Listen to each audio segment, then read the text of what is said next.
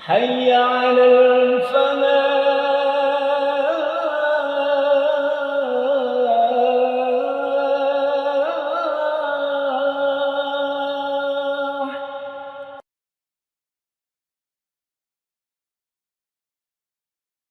السلام عليكم ورحمة الله وبركاته.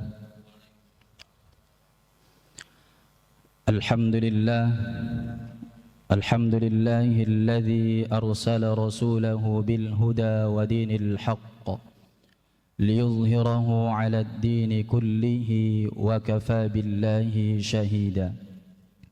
أشهد أن لا إله إلا الله وحده لا شريك له وأشهد أن محمدا عبده ورسوله. اللهم صل وسلم وبارك على سيدنا محمد وعلى آله وصحبه أجمعين. أما بعد. Hadirin jemaah salat maghrib Masjid Al-Falah yang dimuliakan oleh Allah Subhanahu wa taala. Alhamdulillah, tentu pertama sekali kita bersyukur kehadirat Allah Subhanahu wa taala atas segala nikmat-nikmat yang Allah berikan kepada kita, baik nikmat iman dan nikmat Islam, begitu juga nikmat kesehatan dan kesempatan yang masih Allah berikan kepada kita sampai dengan saat ini, yang Allah berikan kepada kita sampai dengan detik ini, sehingga kita bersama-sama mampu untuk melangkahkan kaki kita menuju masjid yang mulia ini, bersama-sama menunaikan kembali kewajiban kita sebagai seorang muslim, sebagai seorang mukmin, yakni salat maghrib secara berjemaah. Tentu kita berdoa kepada Allah, mudah-mudahan Allah Subhanahu wa taala menerima ibadah yang telah kita lakukan, dan mudah-mudahan Allah Subhanahu wa taala senantiasa berikan kemudahan dan keistiqomahan kepada kita untuk menjalankan segala perintah-perintah Allah Subhanahu wa taala. Amin ya rabbal alamin. Kedua kalinya salawat dan salam kita sampaikan kepada baginda Nabi besar Muhammad sallallahu alaihi wasallam. Allahumma salli wa sallim wa barik alaihi. Hadirin Bapak Ibu jemaah Masjid Al-Falah ini dimuliakan oleh Allah Subhanahu wa taala. Pada kesempatan kali ini kita akan mencoba membahas salah satu hadis Rasulullah sallallahu alaihi wasallam, di mana hadis ini menjelaskan tentang bagaimana seorang muslim dan seorang mukmin untuk mendapatkan kebaikan baik di dunia maupun di akhirat. Hadis ini dari sahabat Rasulullah sallallahu alaihi wasallam, عن ابن عباس رضي الله عنه أن النبي صلى الله عليه وسلم قال: أربع من أعطيهن فقد أعطي خير الدنيا والآخرة. Hadis dari sahabat Ibnu Abbas radhiyallahu anhu bahwa sesungguhnya Rasulullah alaihi wasallam bersabda, arba'un man u'tiya faqad u'tiya khairat dunya wal akhirah. Kata Rasulullah alaihi wasallam dalam hadis ini, ada 4 yang ketika diberikan kepada seseorang tersebut dan kemudian mampu dia mengamalkannya, faqad u'tiya khairat dunya wal akhirah, maka kata Rasulullah alaihi wasallam, dia akan dikaruniai, dia akan diberikan dan akan mendapatkan kebaikan di dunia dan kebaikan di akhirat. Yang pertama adalah qalbun syakirun, yakni hati yang senantiasa mampu bersyukur kepada Allah Subhanahu wa taala. Kemudian yang kedua, walisanun dzakirun, yakni lisan yang tak pernah berhenti, lisannya yang senantiasa berzikir mengingat Allah Subhanahu wa ta'ala. Kemudian yang ketiga, wa badanun 'alal bala'i sabirun, yakni tubuh yang tegar, badan yang mampu tetap bersabar ketika diberikan ujian dan cobaan oleh Allah Subhanahu wa ta'ala dalam kehidupannya. Dan yang keempat, wa zawjatun la tabaghihi khawnan fi nafsiha wa maliha, yakni mendapatkan pasangan ataupun mendapatkan seorang istri yang tidak berkhianat kepada suaminya dan harta suaminya. Hadis ini diriwayatkan oleh Imam At-Tabarani. Hadirin Bapak Ibu yang dimuliakan oleh Allah Subhanahu wa taala, insyaallah pada kesempatan kali ini kita akan membahas 4 hal yang dijelaskan oleh Rasulullah sallallahu alaihi wasallam dalam hadis ini. Ketika kita mampu dan bisa mengamalkan 4 hal ini, faqad u'tiya khairat dunya wal akhirah, maka insyaallah kita akan mendapatkan kebaikan di dunia dan kebaikan di akhirat kelak. Yang pertama, Bapak Ibu yang dimuliakan Allah Subhanahu wa taala, qalbun syakirun, yakni hati kita yang mampu kita tata, kita kelola supaya senantiasa memiliki rasa syukur kepada Allah Subhanahu wa taala. Tentu salah satu ayat yang sangat populer yang mungkin kita semua sudah hafal ayatnya di dalam surat Ibrahim, ayat yang ke-7 Allah Subhanahu wa taala sampaikan tentang fadilah ataupun keutamaan balasan bagi orang-orang yang mampu bersyukur kepada Allah Subhanahu wa taala. Allah berfirman, la in syakartum la azidannakum wa la in kafartum inna azabi lasyadid.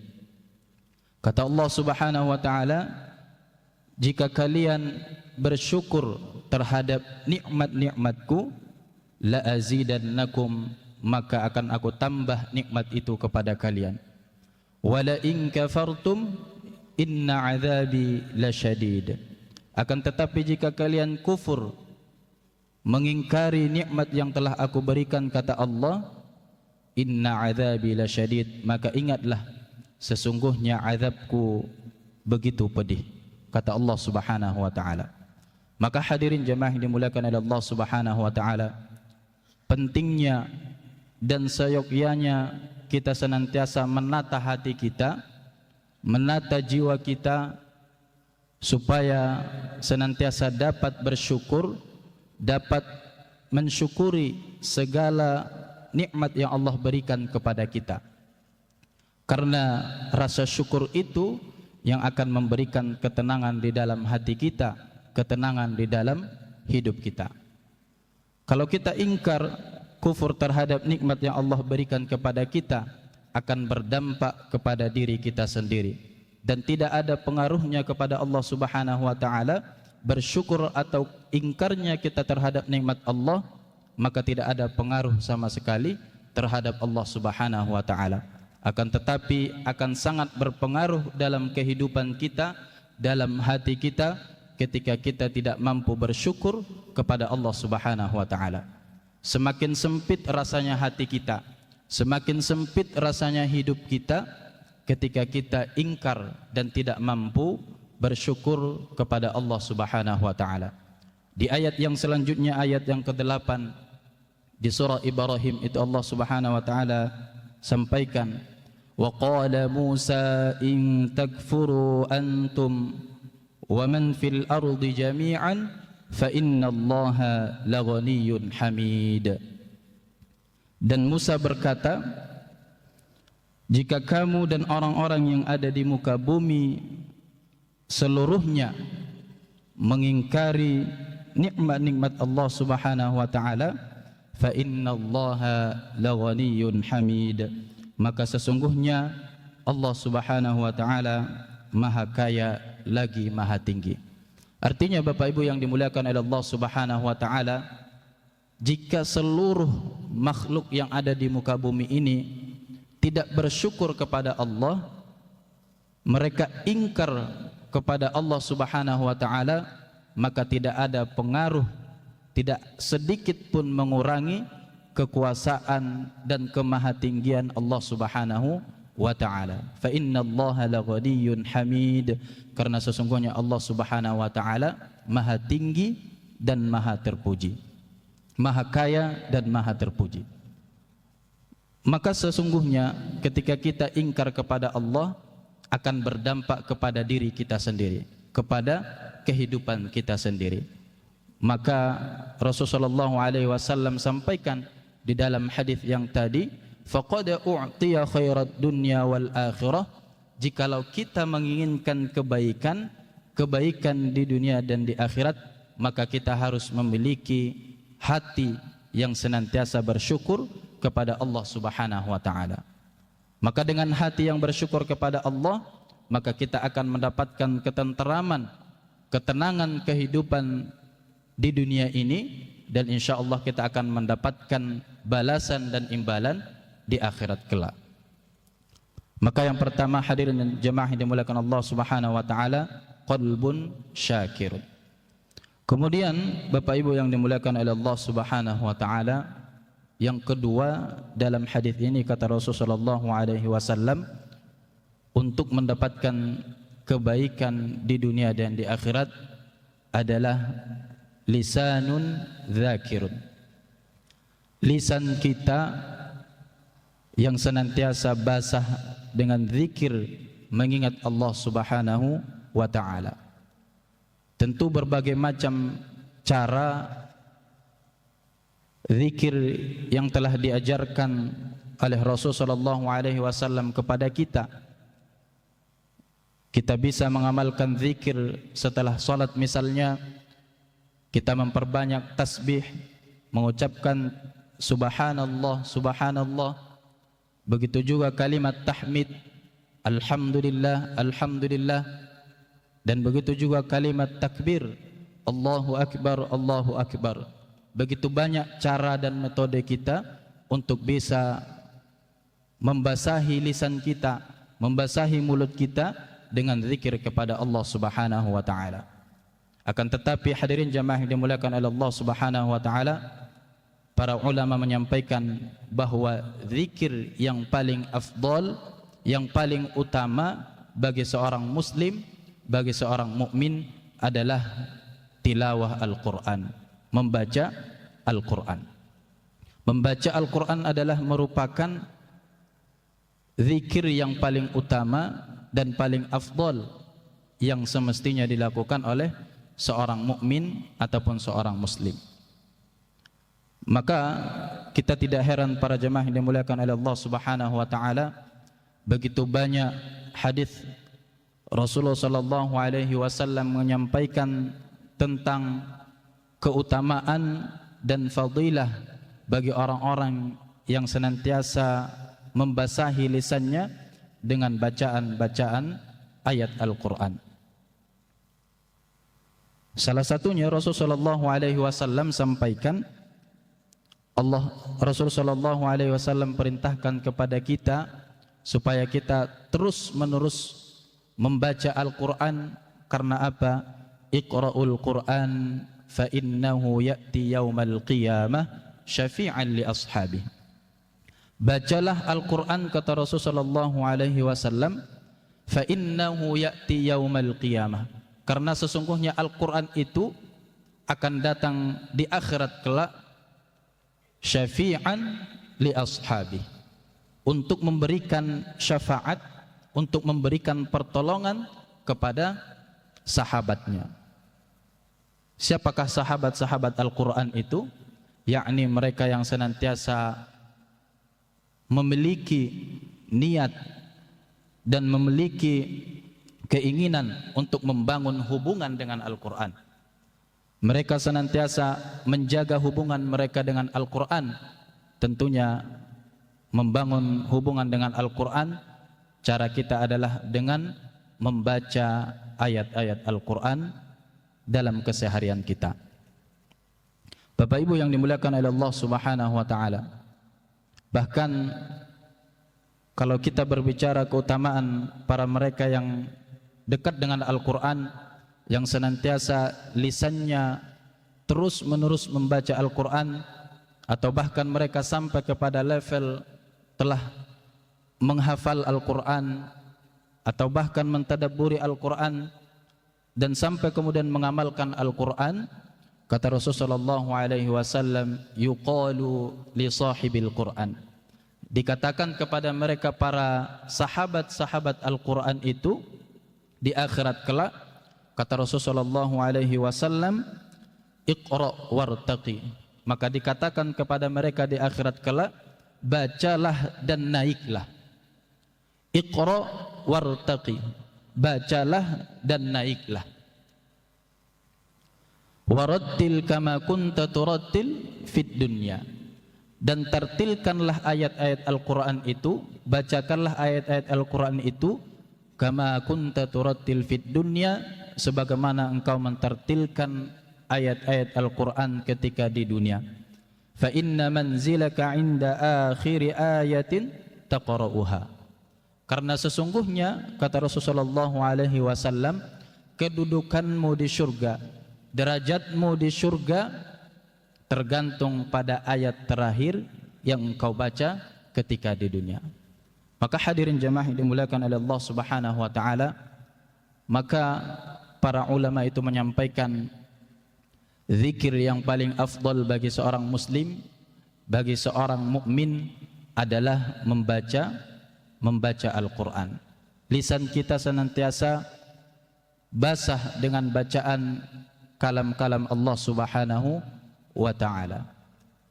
Bapak Ibu yang dimuliakan oleh Allah Subhanahu wa taala, tentu kalau misalnya kita tidak bisa membaca Al-Quran, maka kita harus ada ikhtiar dan usaha untuk bisa membaca Al-Quran. Karena begitu dahsyat dan begitu banyak sekali fadilah dan keutamaan bagi orang-orang yang mampu dan bisa membaca Al-Quran. Rasulullah SAW sampaikan, la aqulu alif lam mim harfun. Rasulullah SAW sampaikan, saya tidak mengatakan bahwa ayat alif lam mim itu adalah satu huruf. Walakin alifun harfun, walamun harfun, wa mimun harfun. Akan tetapi kata Rasulullah SAW menyampaikan bahwa alif itu satu huruf, lam itu satu huruf, dan mim itu satu huruf. Maka setiap satu huruf yang dibacakan akan mendapatkan 10 pahala, 10 kebaikan. Bagaimana kalau kita baca satu ayat, misalnya Bismillahirrahmanirrahim, Alhamdulillahi Rabbil Alamin, Ar-Rahmanir-Rahim. Sampai situ saja sudah berapa ayat, Bapak Ibu yang dimuliakan oleh Allah Subhanahu wa taala. Tentu berlipat ganda, berlipat kali lipat pahala dan kebaikan yang didapatkan oleh seorang mukmin ketika dia mampu dan bisa membaca ayat-ayat Al-Quran. Maka hadirin jamaah yang dimuliakan oleh Allah Subhanahu wa taala, untuk mendapatkan kebaikan di dunia dan kebaikan di akhirat, yang kedua adalah lisanun dzakirun, yakni lisan yang tidak pernah berhenti berzikir mengingat Allah Subhanahu wa taala. Hadirin jamaah yang dimuliakan oleh Allah Subhanahu wa taala, kemudian yang ketiga, Bapak Ibu yang dimuliakan oleh Allah Subhanahu wa taala, untuk mendapatkan kebaikan di dunia dan di akhirat, sebagaimana dalam hadis ini Rasulullah SAW sampaikan, wa badanun 'alal bala'i sabirun, wa badanun 'alal bala'i sabirun, yakni tubuh badan yang senantiasa tegar dan mampu bersabar ketika diberikan ujian dan cobaan oleh Allah Subhanahu wa taala. Tentu kita tahu para jemaah yang dimuliakan oleh Allah Subhanahu wa taala, tidak satu pun di antara kita, tidak satu pun seorang manusia yang tidak diberikan ujian, yang tidak diberikan cobaan oleh Allah Subhanahu wa taala. Karena itu Allah pastikan, Allah sampaikan di dalam Al-Qur'an itu, di dalam surah Al-Baqarah, وَلَنَبْلُوَنَّكُمْ بِشَيْءٍ مِّنَ الْخَوْفِ وَالْجُوعِ وَنَقْصٍ مِّنَ الْأَمْوَالِ وَالْأَنفُسِ وَالثَّمَرَاتِ وَبَشِّرِ الصَّابِرِينَ. Kata Allah Subhanahu wa taala, dan pasti, kata Allah Subhanahu wa taala, katakan pasti kami akan menguji kalian dengan sesuatu, dengan rasa sedikit rasa ketakutan. Wa naqsim minal amwali wal anfusi wath thamarat, dan kekurangan harta, jiwa dan buah-buahan. Wa basyiris sabirin, tapi di akhir ayat ini Allah sampaikan, berikanlah kabar gembira kepada mereka yang mampu tetap teguh dan mampu tetap bersabar terhadap ujian dan cobaan yang Allah berikan. Maka hadirin jemaah yang dimuliakan Allah Subhanahu wa taala, begitu benar dalam hadis ini Rasulullah sallallahu alaihi wasallam sampaikan, orang yang mampu tetap teguh dan sabar di dalam menghadapi, menjalani ujian dan cobaan dari Allah Subhanahu wa taala, faqad u'tiya khairat dunya wal akhirah, maka dia akan mendapatkan, akan dikaruniai kebaikan di dunia dan kebaikan di akhirat kelak. Bapak Ibu yang dimuliakan oleh Allah Subhanahu wa taala, kalau kita berbicara ujian dan cobaan, tentu kita akan melihat para anbiya, para nabi-nabi Allah sebelumnya yang mendapatkan ujian yang begitu dahsyat, yang begitu luar biasa, yang tidak ada apa-apanya dengan ujian dan cobaan yang kita alami saat ini. Kalau kita berbicara tentang kesabaran, maka tentu kita akan bercermin dan bertauladan kepada Nabi Ayyub alaihi salam. Nabi Ayyub alaihi salam yang diberikan oleh Allah Subhanahu wa taala ujian yang bertubi-tubi, yang Allah berikan ujian yang sangat dahsyat kepada Nabi Ayyub alaihissalam, tetapi dengan teguh, dengan tetap pendirian dan kesabaran yang dilakukan oleh Nabi Ayyub alaihissalam, sehingga Allah Subhanahu wa taala kembalikan segala setiap sesuatu yang Allah uji, yang Allah ambil dari Nabi Ayyub alaihissalam. Maka para jemaah yang dimuliakan oleh Allah Subhanahu wa taala, mudah-mudahan kita bisa meniru dan mencontoh, menauladani Nabi Ayyub alaihissalam tentang kesabaran, tentang ketabahan dalam menghadapi ujian yang Allah berikan kepada Nabi Ayyub alaihissalam. Bapak Ibu yang dimuliakan oleh Allah Subhanahu wa taala, kemudian yang terakhir dari hadis ini yang Rasulullah sallallahu alaihi wasallam sampaikan, ketika kita ingin mendapatkan kebaikan di dunia dan di akhirat, adalah wa zawjatun la tabaghihi khawnan fi nafsiha wa maliha, yakni seorang istri yang tidak berkhianat di dalam dirinya maupun harta suaminya. Tentu para jemaah yang dimuliakan oleh Allah Subhanahu wa taala, seorang pasangan suami istri yang memiliki visi misi yang sama, yakni untuk mendapatkan karunia, untuk mendapatkan keberkahan dari Allah Subhanahu wa taala di dalam hubungan rumah tangga mereka, maka tentu mereka harus memiliki tujuan yang sama. Kalau kita lihat dalam sejarah menyampaikan yang Allah abadikan di dalam Al-Quran, Begitu banyak pasangan yang kemudian Allah Subhanahu wa taala berikan kepada mereka. Bahkan seorang nabi yang memiliki pasangan, memiliki istri, belum tentu istrinya menjadi istri yang solehah. Misalnya Nabi Nuh alaihi salam ataupun Nabi Lut alaihi salam yang merupakan utusan Allah Subhanahu wa taala di muka bumi ini untuk menyampaikan risalah, namun orang yang paling dekat dengan mereka, orang yang paling mereka cintai, ternyata ingkar ataupun tidak mengimani, tidak melaksanakan risalah yang diwahyukan oleh Allah Subhanahu wa taala kepada suami mereka. Mereka kufur terhadap iman yang dibawa oleh Nabi Nuh ataupun Nabi Lut alaihi salam kepada kaumnya. Dan ada juga para jamaah yang dimuliakan oleh Allah Subhanahu wa taala, pasangan yang istrinya begitu solehah namun suaminya kufur terhadap Allah Subhanahu wa taala. Kita ketahui kisah Fir'aun yang memiliki seorang istri yang bernama Asia. Maka pasangan ini yang kemudian menjadi contoh dalam kehidupan ini, yang menjadikan seorang istri yang solehah namun belum tentu suaminya juga menjadi soleh.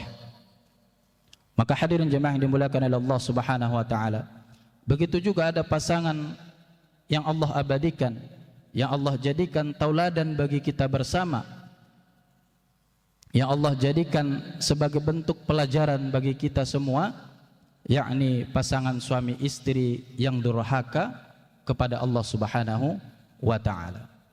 Siapakah itu? Ada pada zaman Nabi Muhammad sallallahu alaihi wasallam, yakni Abu Lahab dan istrinya.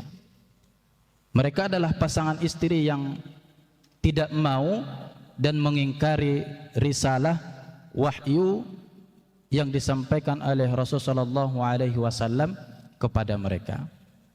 Akan tetapi para bapak ibu yang dimuliakan oleh Allah Subhanahu wa taala, ada juga tauladan, contoh yang bisa kita ikuti, yang bisa kita jadikan tauladan dalam kehidupan rumah tangga, yakni Nabi Muhammad sallallahu alaihi wasallam, yang memiliki istri yang senantiasa mendukung dakwah Nabi Muhammad sallallahu alaihi wasallam saat itu. Begitu juga Nabi Ibrahim alaihi salam yang memiliki seorang istri yang begitu luar biasa kesabaran dan ketaatannya kepada Allah Subhanahu wa taala. Kita ketahui dalam sejarahnya Nabi Ibrahim alaihissalam berpuluh-puluh tahun meminta supaya dikaruniai seorang anak. Akan tetapi ketika setelah diberikan anak, dikaruniai seorang anak kepada mereka, maka Allah berikan ujian yang begitu luar biasa kepada mereka. Dengan ujian apa? Untuk menyembelih anaknya Ismail alaihissalam. Maka begitu dahsyat, begitu luar biasa ujian yang Allah berikan kepada mereka. Tapi apa perkataan Nabi Ibrahim alaihissalam dan juga istrinya? Karena mereka tahu bahwa ini merupakan perintah Allah, bahwa ini merupakan suruhan dari Allah Subhanahu wa taala, maka mereka melaksanakan dan melakukan apa yang diperintahkan oleh Allah Subhanahu wa taala kepada mereka. Sehingga Nabi Ibrahim alaihissalam pun melakukan penyembelihan kepada Nabi Ismail alaihissalam, dan begitulah kemudian kun fayakunnya Allah, kekuasaan Allah Subhanahu wa taala yang menjadikan ataupun menggantikan Nabi Ismail alaihissalam dengan seekor kambing. Dan dari sinilah kemudian syariat untuk menyembelih kurban itu disyariatkan dalam agama kita. Maka Bapak Ibu yang dimuliakan oleh Allah Subhanahu wa taala, tentu pentingnya satu visi dan misi, satu tujuan dalam kehidupan rumah tangga, sehingga menjadikan keluarga yang akan mendapatkan kebaikan di dunia dan di akhirat kelak. Bapak Ibu yang dimuliakan oleh Allah Subhanahu wa taala, mudah-mudahan dari hadis ini menjadi pelajaran bagi kita bersama dan menjadi pencerahan bagi kita semua, bahwa setiap muslim, setiap mukmin dan kita semua memiliki kesempatan yang sama untuk mendapatkan kebahagiaan di dunia dan kebahagiaan di akhirat. Sebagaimana salah satu doa yang mungkin doa yang paling sering kita munajatkan kepada Allah Subhanahu wa taala, doa yang paling sering kita mintakan kepada Allah Subhanahu wa taala, yakni Rabbana atina fid dunya hasanah wa fil akhirati hasanah wa qina adzabannar. Ya Tuhan kami, berikanlah kebaikan kepada kami di dunia dan kebaikan di akhirat, wa qina adzabannar, dan jauhkanlah kami dari siksa api neraka. Maka mudah-mudahan dengan 4 hal ini bisa kita amalkan dan bisa kita amalkan dalam kehidupan ini, sehingga kita mendapatkan kebahagiaan, kebaikan di dunia dan di akhirat kelak. Amin ya rabbal alamin. Bapak Ibu yang dimuliakan oleh Allah Subhanahu wa taala, demikian yang bisa kami sampaikan, mudah-mudahan bermanfaat. Salah dan kurangnya kami mohon maaf. Mari kita tutup kajian kita pada malam hari ini dengan doa kafaratul majlis. Subhanakallahumma wa bihamdika asyhadu an la ilaha illa anta astaghfiruka wa atubu ilaik. Wassalamu alaikum warahmatullahi wabarakatuh.